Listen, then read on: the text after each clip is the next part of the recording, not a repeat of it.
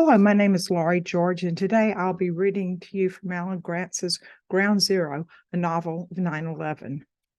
Brandon's scars. Brandon's hands and feet moved like they were on autopilot as he and Richard made their way down the stairs. All Brandon could think of was what had just happened on the 90th floor. Those people trapped in the elevator, and when he turned around, they'd just been gone. And that poor woman burned all over. Brandon felt sick. He was the one who had told her that she had to get out before the elevator fell. Brandon stopped and sat down amid the debris, his eyes hollow and unfocused. "It's my fault," Brandon said. "That lady, she got burned because of me." And Richard stopped and turned around. He looked as sick and sad as Brandon felt. "Oh, kid, you can't blame yourself for any of that," he said. "I told them they had to get out of the elevator," Brandon said. "That lady ran through the fire because of me, because of what I said." "Brandon, if she'd stayed in that elevator, she'd be dead now," Richard told him. "What you said saved her life." "Saved her life," Brandon said. "She's going to be burned, scarred for the rest of her life, and all because of me. I didn't save her life, I ruined it." "At least she has a life to ruin," said Richard. "Stay in the elevator and die, or run through the flaming jet fuel and be horribly burned for the rest of your life," Brandon thought. What kind of choice was that? What would he have done if he had been inside that elevator? He didn't know, and tears sprang into Brandon's eyes, and he cried for the burned woman, for the people in the elevator, and for himself. And Richard sat down beside him. "It's going to be okay, kid," Richard told him. "How old are you?" Brandon didn't want to answer. He didn't want to talk, but he choked out a response. "9," he said. Richard nodded. "Same age as me when my dad died in Vietnam. I wasn't there to see it, not like you are just now with that lady and those people in the elevator, but it wrecked me. I wish I could tell you that there's something you can do to make it better, to make it not hurt, but there isn't. You just get over it eventually, because you have to. It scars over like a cut. It still aches every now and then when it's cold and gloomy outside and when you're left alone with your thoughts. But most of the time, you just forget it's there." Brandon didn't want to forget. He wanted to hurt forever. How could it not hurt forever? He owed it to that burned lady and those dead people in the elevator. "Come on," Richard said. "Let's get back down to the 89th floor." Richard worked in the office called Cosmos Services. He knocked on the door, and a woman opened it and let him inside, and she shut the door behind him quickly and bunched a wadded-up jacket along the bottom of the door frame to block the smoke. "I was beginning to worry that something happened to you," the woman said to Richard as she led them through the reception area. She was an Asian American and had long black hair pulled up in a ponytail. She wore black gray slacks and a white blouse. "A plane hit the building," Richard told her. "We heard. I got my husband on the phone. I couldn't get your wife, but I left a message. Told her that you were all right," she said to Brandon. "Where'd you find him?" "He kind of fell in my lap," Richard told her. "Brandon, this is the administrative assistant, Esther." "Nice to meet you," Esther told him. She led them to the office farthest away from the door, with the window that looked south toward the other twin tower. The air was mercifully clear, and Brandon took a deep, grateful breath and looked around. Sports jerseys hung on the glass frames on the wall, and framed photos of Richard with pretty women and two little kids sat on the desk. This was Richard's office, Brandon realized. There were two other people in the office with them. One of them was the oldest man Brandon had ever seen up close. His skin was light brown, about the same color as Brandon's, but wrinkled all over.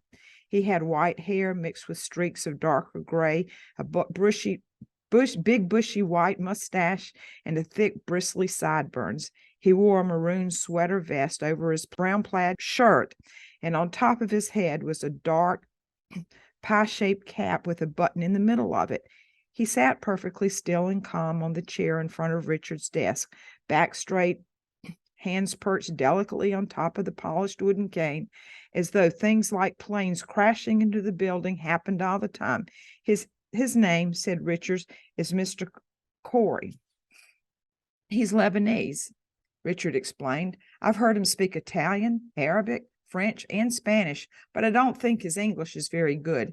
He works at the shipping company next door. And this is Anson. He's a software rep who picked the wrong day to make the sales call to the World Trade Center. Brandon turned and looked at the other person in the office. Anson was a young man with the dark hair and slick black. There were khaki slacks and a white shirt and a red tie. For some reason, he stood ramrod straight in the corner with his eyes closed. Brandon didn't understand until he came around to the side of the desk. In one hand, Anson held a long white cane about chest high, and in the other, he gripped the harness for his dog, a light brown Labrador retriever. His guide dog? Anson was blind, Brandon reeled. If any of them should be panicking, it should be Anson. But beside old Mr. Corey, Anson was the calmest one there. Can I pet your dog? Brandon said suddenly, forgetting all the heavy things that had been weighing on him. What a good dog. Usually, no, not when he's working, Anson said, but it's okay right now. Her name is Daphne. Brandon knelt and rubbed the big dog's head and scratched behind her ears. He'd always wanted a dog, but his dad kept saying no. They were gone from the house too much during the day to take care of one. Dad said Brandon knew that he was right, but he wanted a dog of his own. At the desk, Esther turned to the radio. It was Anson who had had the idea to look for a radio, see if he could get any news. Esther said, "We just dug up one when you came back." Esther found a station with 2 morning radio show hosts talking and laughing. So get this, one of the radio DJ says. Reports are coming in that somebody flew a plane into the World Trade Center. The other DJ laughed. I mean, I get it. Planes crash. But how bad a pilot do you have to be to run right into a skyscraper? I mean, what is it they say in golf? Trees are 90% air. You know what I'm saying? You got to try to hit one of the towers. The guys flying that plane must have been drunk, the other man said, and he laughed. Hey, stewardess, cut that guy off. He's got a plane to fly. Turn the channel, Richard said, frowning, and Brandon knew exactly how he felt. How could anyone be joking about something like this? If they had seen what he had just seen. Do they give DUIs to pilots? The DJ kept joking. Hey, buddy, pull it over. Yeah, I'm talking to you. Land that plane before And Esther twisted the knob to the radio. She found the news station where a woman was talking about the plane crash, and Brandon paid attention, hoping to learn something new about what happened. We're still unclear at this point how this horrible accident could have happened. The New York Fire and police departments are both responding, and we're awaiting reports from the ground. In the meantime, we have somebody on the line calling in by phone from one of the floors above the accident. Mr. Collins, are you there? I understand you're trapped in the office of Cantor Fitzgerald on the 104th floor of the North Tower. Can you tell us what it's like there? The 104th floor, Brandon immediately perked up, and he and Richard shared a hopeful look. The fire had been worse on the 93rd floor.